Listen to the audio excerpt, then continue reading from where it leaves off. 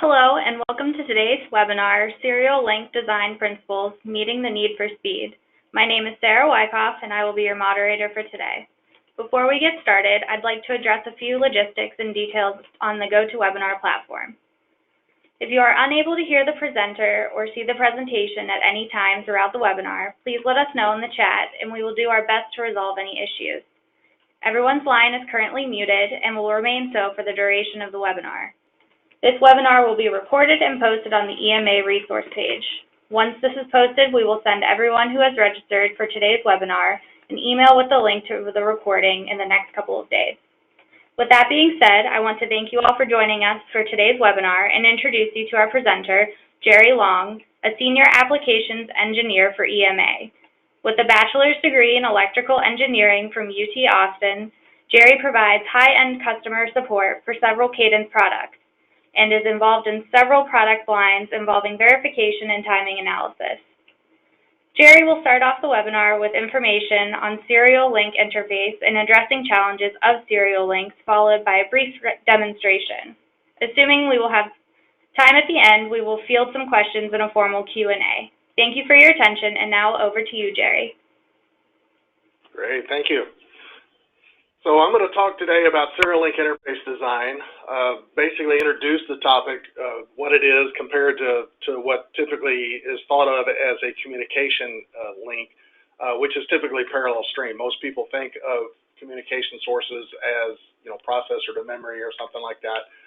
Those are typically parallel interfaces. Serial link is a little different in the sense that there's not multiple data bits. There's typically just a single or differential pair, what's referred to commonly as a channel of communication, where all the data is serialized on one end, transmitted across the channel, and then deserialized or broken back up to parallel data on the other side.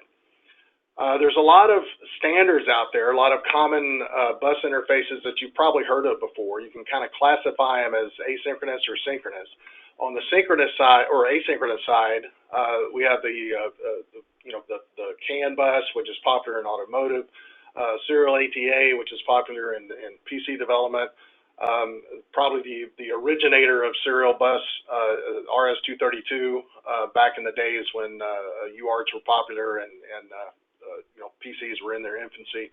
And then on the synchronous side, there's a variety of what's termed as synchronous, more high speed, can handle more data flows, things like PCI Express, HDMI, I2C bus, things like that. So there's a lot of serial link interfaces that most people have probably heard of and maybe didn't realize that they were actually serial link.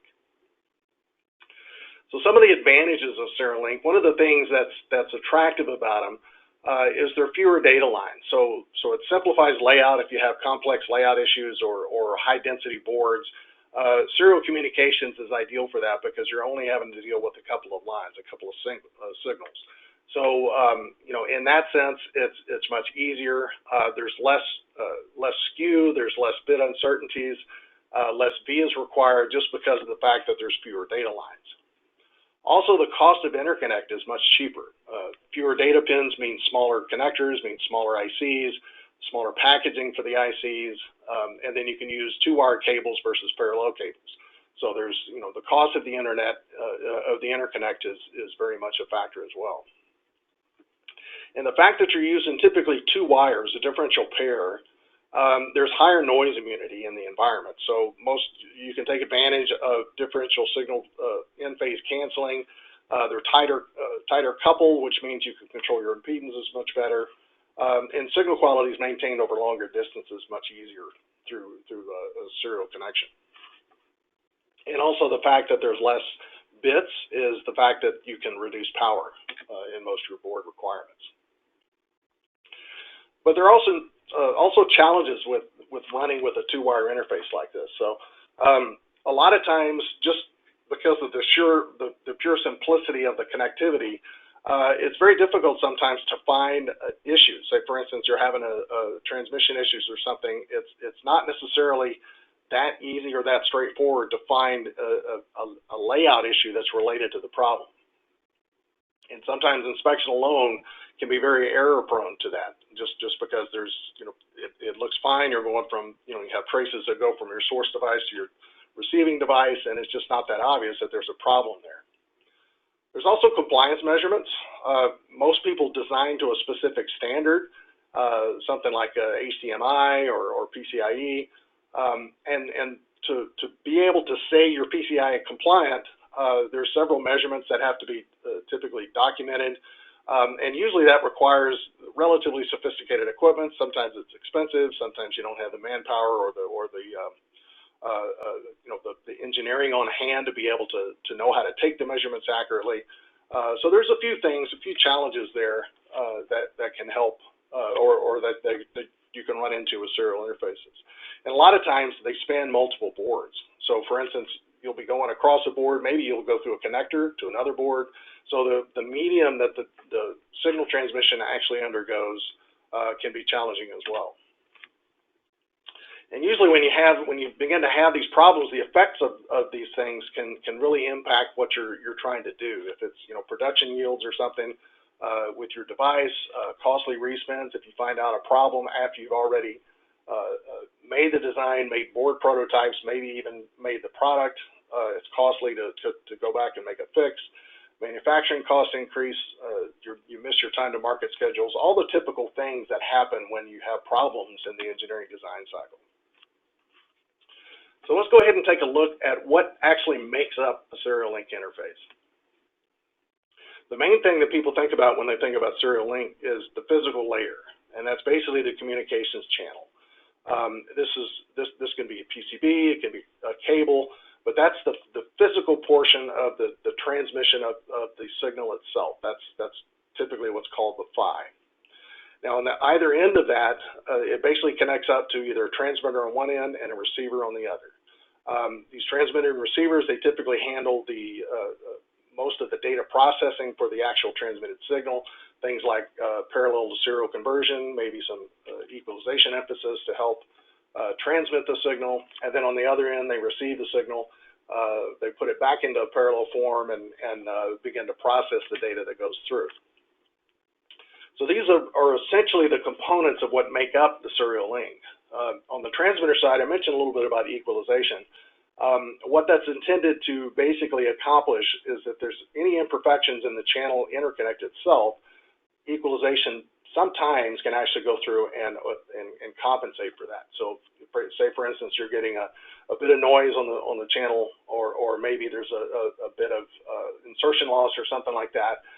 Equalization on the transmit side can help overcome that by boosting the signal or what they call pre-emphasis with a feed-forward equalization process.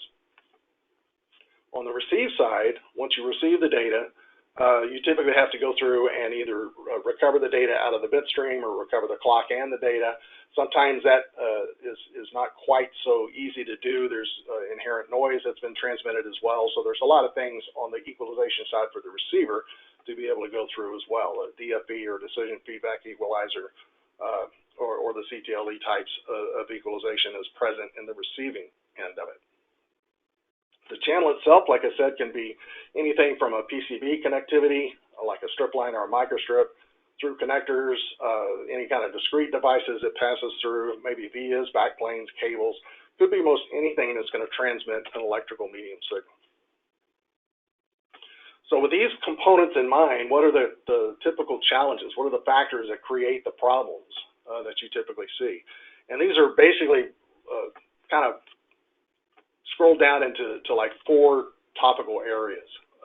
The first is escalating data rates. This is always a problem in communications. It's something that will probably always be there, but it essentially evolves around as technologies continue to improve, you're going to get faster requirements for faster and faster data rates.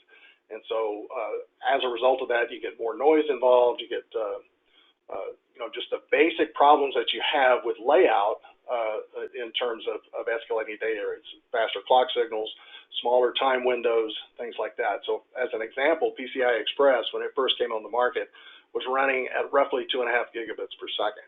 And today, 10 to 12.5 gigabits is pretty common.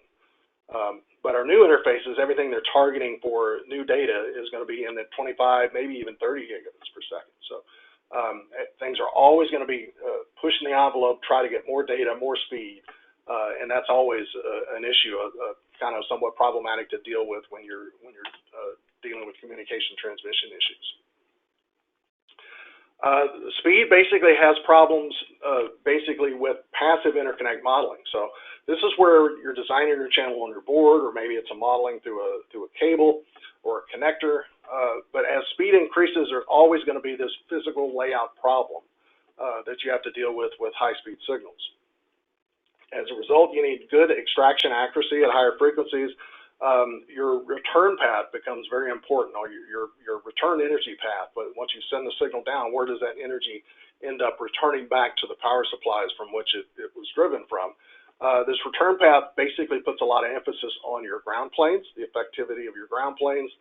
Sometimes these look like a Swiss cheese medium, and they can essentially get worse and direct current densities to areas where you don't intend them to be, or maybe current densities show up in areas where they weren't designed to handle it.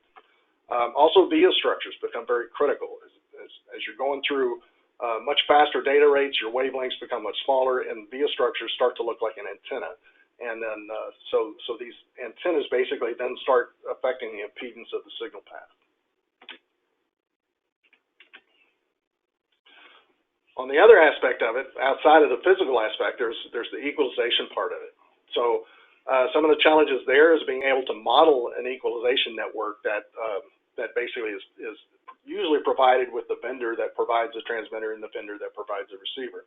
Typically, they have equalization networks set up within these devices that you can take advantage of, and usually they're broken up into like a couple of files. One file is what's called a DLL, or basically a compiled file. That file contains the actual algorithm itself, and it's very complex in terms of company intellectual property. And so by putting it into a compiled file like that, the company's able to save their IP and be able to protect it.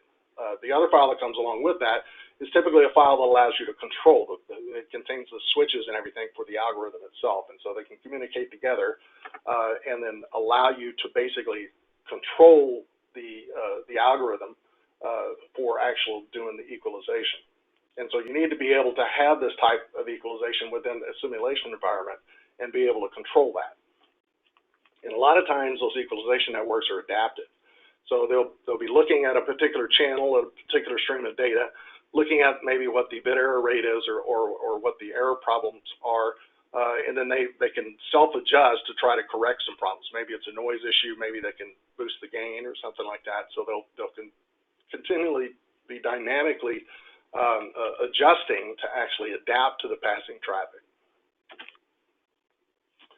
And finally, there's the issue of simulation capacity.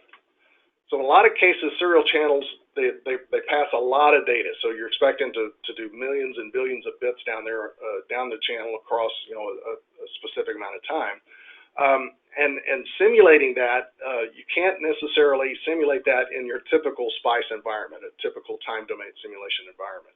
And the reason for that is because most of your models are either S parameter based or SPICE based, and the problem in simulating bit streams like that is it's going to simulate every single bit that goes down that channel and every effect that bit has on the channel. So if you're passing millions of bits, that's a lot of simulation calculations to do. So there's a need for being able to simulate a lot of bits in a small order of time, so you're not simulating for weeks at a time. So to accomplish all this, the concept of channel simulation, is basically a part of the requirement, part of the solution. So in order to pass a lot of data traffic, there's ways that you can actually go through and modify your simulation network so that you can actually pass that data in a reasonable amount of time. You can also, that need also has to have the ability to utilize the adaptive equalization that may take place and essentially get that fast simulation capability or quantitative simulation capability along with the algorithmic modeling, and that's really what channel simulation is trying to accomplish there. So how do you do channel simulation? What does it amount to? You can break it down into 3 steps: characterizing the channel, performing channel simulation on the characterized channel, and then do some post-processing outputs. So to characterize the channel, what that essentially means is you basically look at the electrical side of the physical interface. So you kind of isolate that from the algorithmic equations that are taking place in the receiver and the transmitter. Once that's isolated, you can take and basically stimulate that with an impulse response.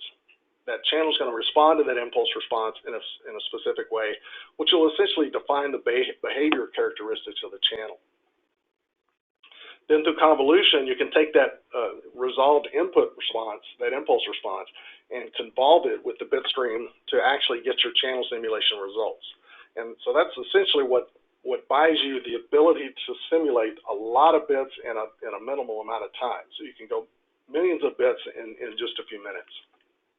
And this is important because a lot of channel simulations, what you need is to have that channel stabilize. As you begin to send bits down there, it's going to begin to stabilize, and you need to reach that stabilization point before you can determine the quality of your signal channel design. So I've spoke a lot about the physical channel part of it, and that's essentially this layer, and that's essentially what the main thing of channel simulation kind of focuses on. But the other part of it is the equalization side. So on the transmitter and receiver end, you've got various capabilities of software algorithms that can process the data a little bit to compensate for the problems that the physical channel is going to present to the data. On the transmit side, you're typically dealing with FFEs or fast-forward equalization. On the receive side, you've got continuous time link and decisive feedback equalization and clock and data recovery. All of those are particular software algorithms that act on the received data on the receiver side, and they act on the transmitted data on the transmit side. All of this equalization methodology is actually incorporated into your IBIS file. Now, your IBIS file is what defines the characteristics of your transmitter and your receiver. It communicates through the software algorithms to an interface called AMI, and that's basically Algorithmic Modeling Interface. That's essentially what that stands for. It's an extension made to IBIS back in 2007, and it basically involves allowing the IBIS model, which can define your signal strength and the physical electrical characteristics of your driver and receiver, with software-based algorithmic models. And so they work closely together to allow these equalization algorithms to affect the data itself. So now we've got a pretty robust simulation environment through channel simulation. So I can accurately simulate my data, I can simulate at speed, and I can get as many bits down there as I reasonably need to convince myself that the channel design is pretty sound. So the next step is basically how do I ensure that it is going to meet my protocol? Typically, you design a serial interface as some type of standard protocol, like a PCI Express or Ethernet, maybe 10G base or something. But typically, these standards have specific they have specific standards that they have to meet that you have to provide compliance for. And so what that basically means is there's a compliance, what's known as compliance criteria, which is basically characteristics of that interface, specific measurement characteristics. And they make these measurements, and then they compare these against minimum qualified requirements for the interface. And then if you pass all of these compliancy tests, all these measurements that you're having to do, then you can say you are compliant to that particular standard. But how do you do that? There's ways to basically go through and do a channel simulation, but you don't necessarily know exactly how to go in and qualify the actual measurements required for that particular standard. And if you do make some of those measurements, what's the minimums? You have to read the spec to understand that. So there's a lot of issues there. So for compliance, what you're trying to get to is something that looks a little bit like this. You want to get specific measurements done and analyzed, documented and certified that these are accurate measurements from my topology. You want to make sure your topology is set up for the standard that you're designing for, to make sure it doesn't violate link requirements or things like that. Noise requirements, insertion loss requirements, all of these are part of the compliancy testing for each of the standards. And so all of these particular measurement involves specific things that you can kind of check off in this list. So what you're essentially trying to do is get to something like this, where you've ran these tests, you've ran these compliance measurements, and you've ran through and gotten to the point where you've got all of these particular measurements plotted out, you've got the constraints or your requirements associated with each particular measurement. You've got those documented, and you've got comparison data in result of what your particular channel performance is doing. So this is where we're trying to get to. All right, so let's take a look at how we can accomplish some of these through Sigerty's serial link simulation environment. Sigerty basically is a tool that does simulation for signal integrity and power integrity. They have a variety of products to meet the needs across those particular areas of technology. Today I'm going to focus on the essential time domain analysis tool called SystemSI. This is a tool that allows you to put together your topology in kind of a block diagram format, as you see here. And I'll walk through all the situations of this particular design as we go along. But what the goal is to already have models for each one of these particular blocks that represents your data flow, your topology for your signaling. And then each one of these blocks will essentially attach or link to those particular models. And then you can define a data pattern and begin to run data down the channel and take a look at performance, bit error rates, and eye diagrams, bathtub curves, all of those types of serial link analysis. That's pretty common. So when you first start up the tool, I actually set this up already, so I basically got my template diagram set up. This happens to be very similar to a 10G-based type of Ethernet simulation. Where I've got a transmitter, I've got a package design. This could be packaged to a die or some type of interface connection from my device, from my transmitter device to my board. I've got a model for my PCB board, and then on the other side, another package, maybe going through the receiver package and then into the actual receiver device itself. Like I said, each one of these blocks represents a stage in the transmission flow. Typically, your transmitter and receiver are IBIS models, or they can be SPICE models. And then your package model is typically some type of model that was extracted for the package of the device that you're using that houses the transmitter and receiver respectively. In my case, the package itself is essentially just a pass-through. I basically just got a dummy package in there. And you don't have to use a package. You can certainly use the package RLC references inside the IBIS model as well. But in this case, I've just got a dummy package in place for it. So that's kind of the topology that I've put together here. And basically, once you open the tool, you can put down these blocks. Once you get the blocks configured like you want them, then you kind of work down this workflow system over here to go through each particular setup stage. And so in my case, I'm already past the defining the workspace. That's the environment I just set up. Next thing is to edit the channel models, and basically that just means assign the models for each of the particular transmitters and receiver blocks and things. And to do that, you just select the device, double-click on it, and you'll get basically an attribute window open up underneath it. In this case, over here on the right side, you link to the particular model that's going to represent that device. This particular design happens to be linking to a SPICE model, but this could be an IBIS model as well. So you can link it up like that. You're assigning your particular model file here. That model file could contain several different subcircuits, so you specifically point out which subcircuit you're going to use out of that list there. And then this is just a viewer, lets you see what's in that particular circuit in this case for the transmitter. And then the next step is to essentially, once this is established, select OK, and then that'll save that off. The package block here is next, and that's basically, like I said, just a pass-through.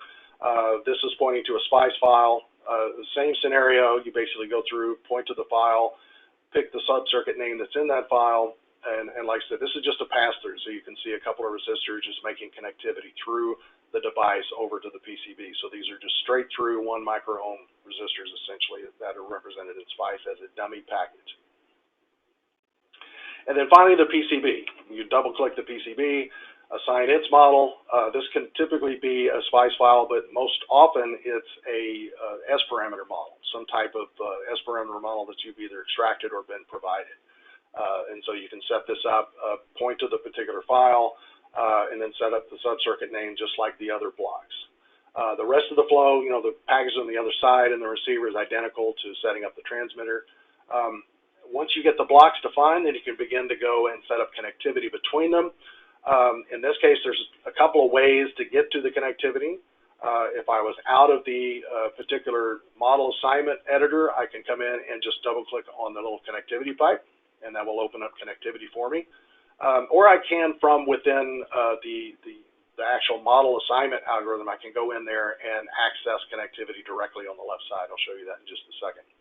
But since I have this open here, this is a connectivity from my package to my PCB. So this is a single differential pair running through this particular topology. So I have my positive side, I have my complement side, and I have a ground line. I have a reference node. And so these are basically hooked up one-to-one. On this side, it's the BGA package, which is this particular package model. So you can actually look and see this is associated with package 1. BGA connection is the port. That's this port on this side, so that's connectivity into the PCB itself. The other port connection on package 1 is for the die side, so you'll see that on this side. But in this case, it's the BGA, and you'll see the connectivity between, and you just make assignments. If they're not connected, you essentially just make a connection like this. You'll select one side, select its appropriate connecting point, and then you can do a right-click and say connect. If it's multiple signals and they're somewhat identifiable from their net names or their pin names, you can also go through and do a connect by pin pair, and it will identify, like for instance, we're not talking about buses in this particular demo, but this is in the case where you have buses or something like that, where it can identify sequentially named signals. You can connect by pin pair if you do a shift select and select all multiple bits to be connected. It can identify in most cases what those pin pair connections are. So that's how you make your connections. Each one of the particular devices is set up like that. So I could go to package 1. This is where I loaded up my model reference, and I can get to the connectivity over here. You'll see the die port on this side right here is connected already to my transmit primary, which is here. And then if I want to see the specific connections, I can double click on the little pipe connector. And again, I'm back in that particular connectivity editor here. So that's essentially how you hook it up. The next thing is in serial, the serial analysis, you have the AMI modeling capability. In this case, I have 2 AMI models. One is for the transmitter, the other is for the receiver. The AMI connectivity, basically, you double-click on that, and it presents those 2 files I talked about. The top file here, or the AMI file, is the file that allows you to basically manipulate the algorithm itself. It gives you access to the switches and knobs and things, if you will, to go set values and maybe increase the number of taps on your feedback filter and things like that. The DLL file is what contains the vendor IP. It's the actual secret sauce, as they say. So it's the algorithmic performance of the actual AMI modeling itself. So that's how you do AMI. You essentially just add this particular connection here, and then it will associate through the IBIS file through its AMI API interface and allow you the access to the algorithms. So now we've gone through, we've edited our models, we've set up our parameters. The next is set analysis options. So this is where you're going to determine what exactly, the characteristics of what you're going to simulate. Here you can say my analysis is going to ignore the first bit of time, in this case 5,000 nanoseconds, to let the circuit stabilize. I'm going to send a minimum of 200,000 bits, 32-bit sampling rate. So this is kind of where you can establish the characteristics of your simulation. The data pattern itself will be in the transmitter. So you just open that up and you'll come down here to the stimulus tab. And then this is where you can define your signaling, what type of signaling you have, non-return to 0 or PAM3, PAM4, your actual data rate, and any data pattern associated with it. You can also introduce noise on the receiver and transmitter.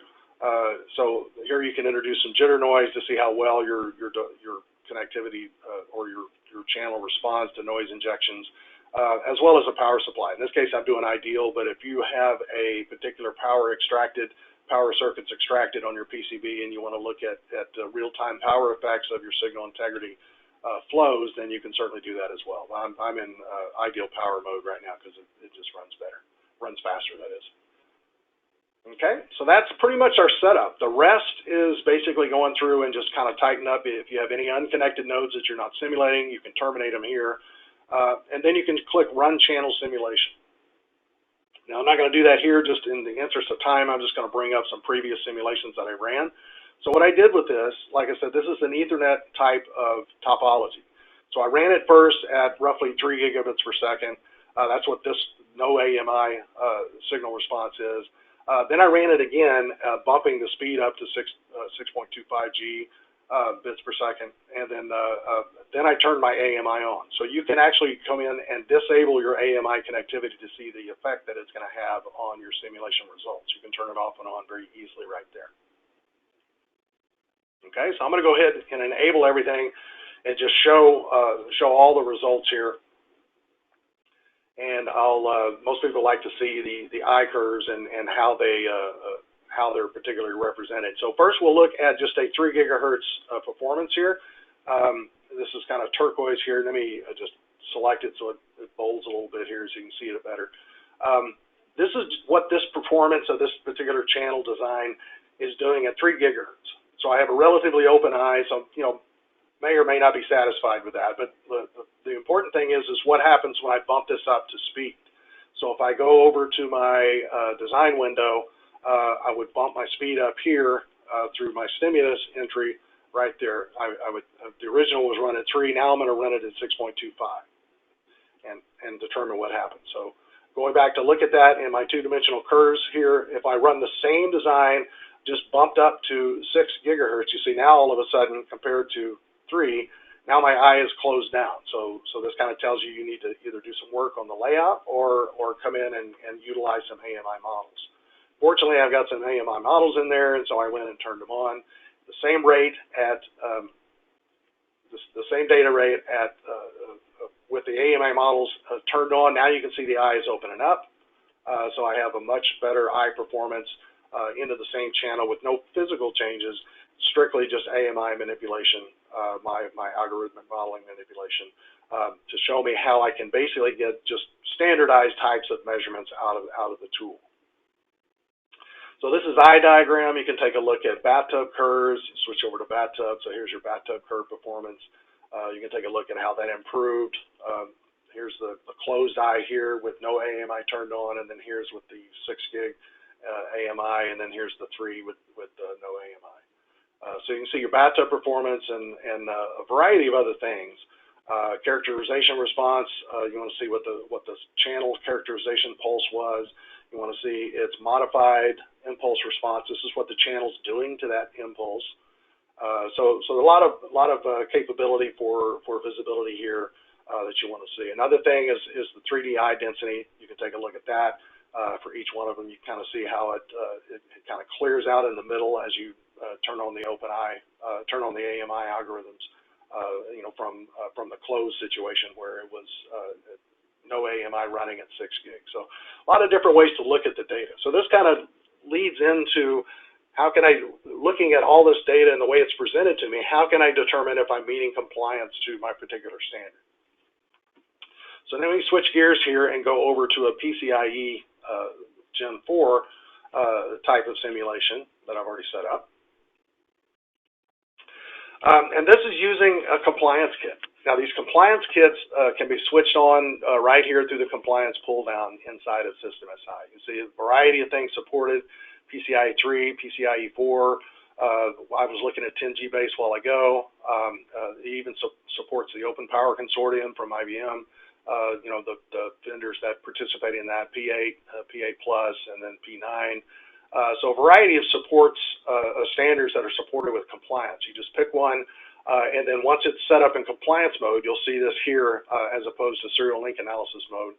You'll see PCI-e 4 compliance mode as the title of the workflow, and then you can just come down here. So here you can choose a template. I'm not going to go here just because of the fact I've already got one set up, but this is just a simple single channel template for PCI-e 4. You can see it looks very similar to what the Ethernet was. Has a transmitter, has an AMI block, has basically a TP1. This can be just about anything like a test point or a different type of package connectivity. and then the channel itself, where it's running across, my channel information. And then finally, on the other side, do the same thing, package, and then it comes down back into the receiver. So that's the template you set up, and then you do the same thing here. You set up your models, point to the particular model of interest that each one of these blocks is going to be representing. Then again, you set up your model, set up your AMI parameters. Here, this is an FFE on the front end, so you can see the FFE designation here and the number of taps, and then the preset values for those particular tap coefficients. You can choose any one of 10.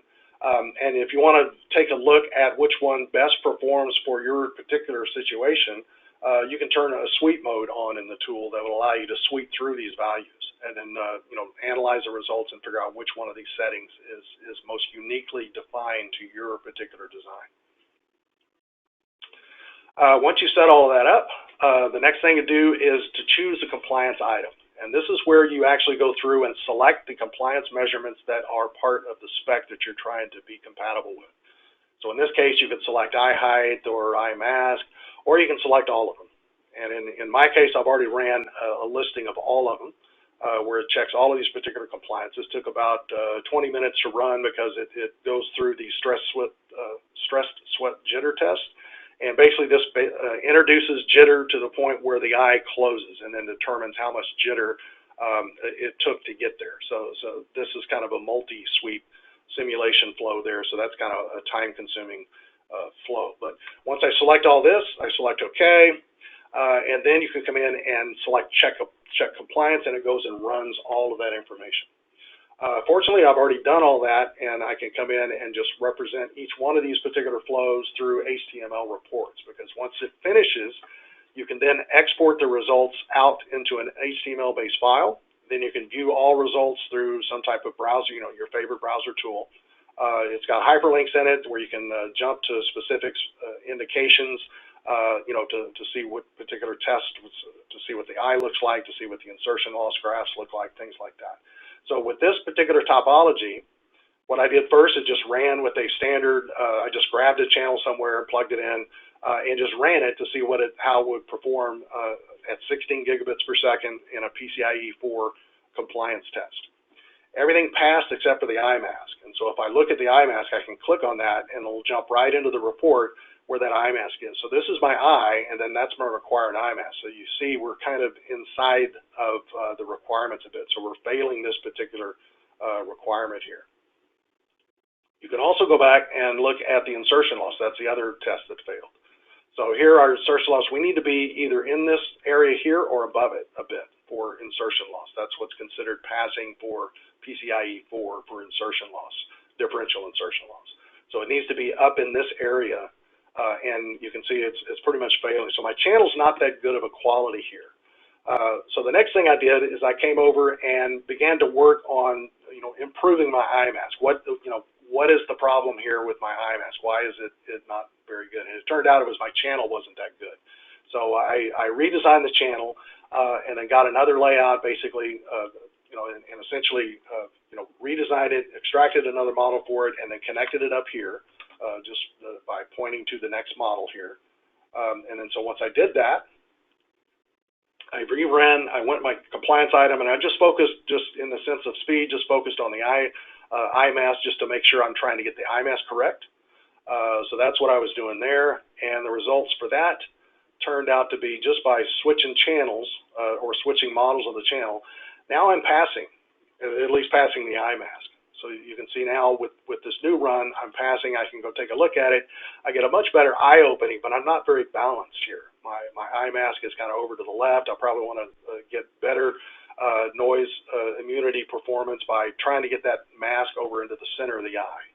So that's my goal, is to try to get this over. So I began playing with some of my equalization techniques. So in this case, what this is basically the FFE filter turned on to what's the very lowest or the very first tap coefficient setting. And so if I look here, open this up, you can set these up. the one you're looking at now is when this was set to P0, which is this one right here. So this particular coefficient presets, that's what ran in the AMI, and it opened it up quite a bit, but it's still not quite balanced. So the next thing I did is, I can see here, is I ran it with P4 to see if that improved anything. And then here's my results for that flow. If I look at that, now I'm starting to see it move over a little bit. So this is a good sign. I'm kind of going in the right direction. I'm getting a good balanced eye, and then so I can continue my analysis to see if I can get it any better through manipulation of the AMI models. And then finally what I did is set on, once I got a particular eye that I was happy with, then I ran the full compliance report again, and now this is the full PCI-e 4 compliance flow with everything passing. So now I'm in full compliance with the PCI-e 4 spec, and all of this was made possible through the fact that the System SI tool has the ability to do the specific modeling that it can, the particular swept analysis that it can do, along with the incorporation of the AMI algorithmic modeling interfaces, where you can do a variety of flavors of equalization. So if I look at my IMASC, here's my good IMASC now. I can go back and look at my differential signaling that I was missing. So if I make that bold a little bit here.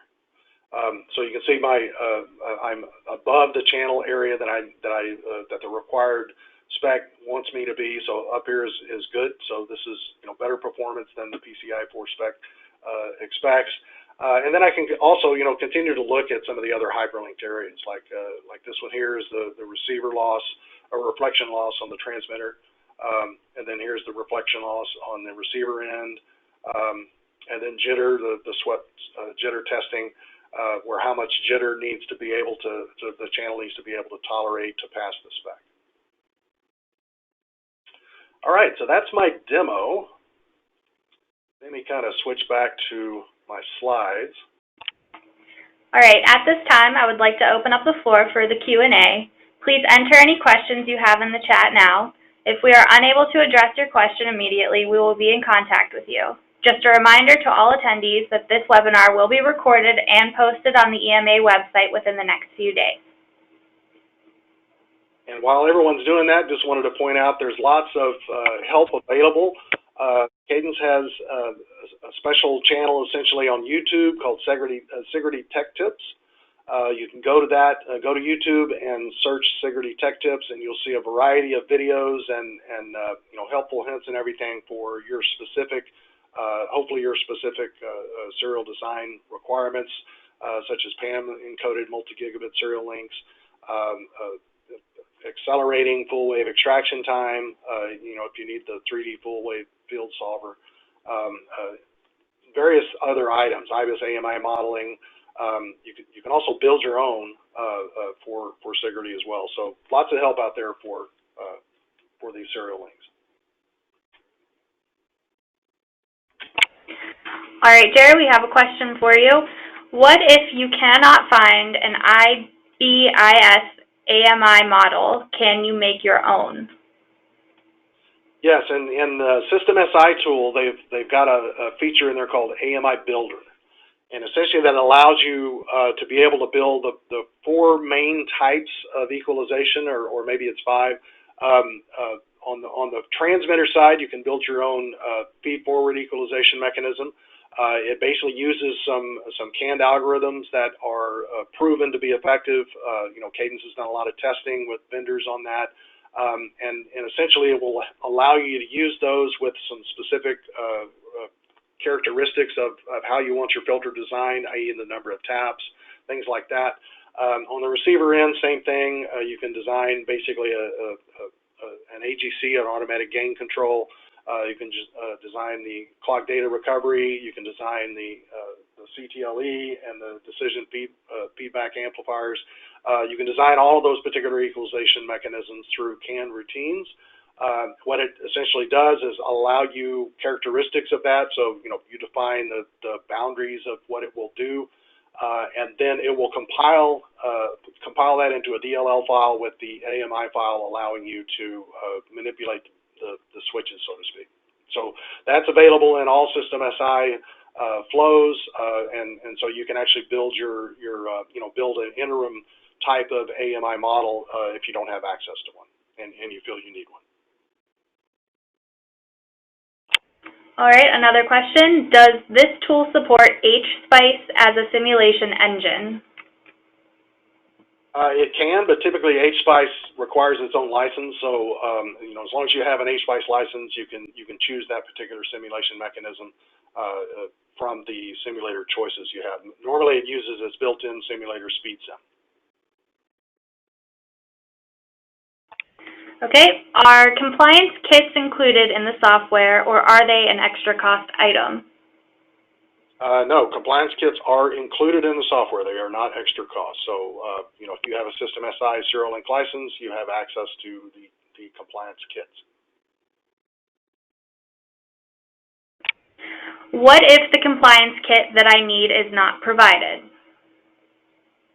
You can request it to be built. Cadence usually is working on the latest, the most popular interface compliance kits. If they don't already have one, they're usually working on the most popular ones that are, being requested the most. With the new software release, though, that's coming out October-ish, I think, or maybe September, there's something in there that allows you now to build your own compliance kit. So you can kind of put together specific measurement routines and build your own kit. So that's coming in the new release. I think they're billing it as SerDes 2019. Is what they're billing that as. Okay, and is there a maximum frequency that System SI supports? There's not really a maximum per se. When you do these types of simulations, your simulation accuracy, as they say, is essentially as accurate as your models are. So the level of accuracy is going to be dictated by the way you've created or extracted your model from your board or obtained models from vendors, how they particularly put that model together. If you're using like the 3D solver option in SerDes to get an extracted model, you're going to have a very accurate model through the 3D solver technology that they have. So as long as you're extracting that model at the frequencies of interest, there's really not much of a limit that's there. There's no realistic limit there. Can you create and customize eye masks? Yes, there's a way to use your own eye masks. You can define them to be the shape you want with the thresholds associated with them, and then you can save those off and then draw on those. So those are at your disposal, just as on the parallel side, just as any of the DDR flavor protocols is available as templates. Those you can create your own IMAS templates as well, and call those from from your stored library of masks. All right, thank you, Jerry. Looks like we're out of time for today. However, if anyone has questions that were not addressed during the webinar, we will be following up with you on an individual basis. I will be closing the webinar now, and we will be sending everyone a recorded version of today's webinar with the slide deck within the next few days. Thank you for taking the time to join us today.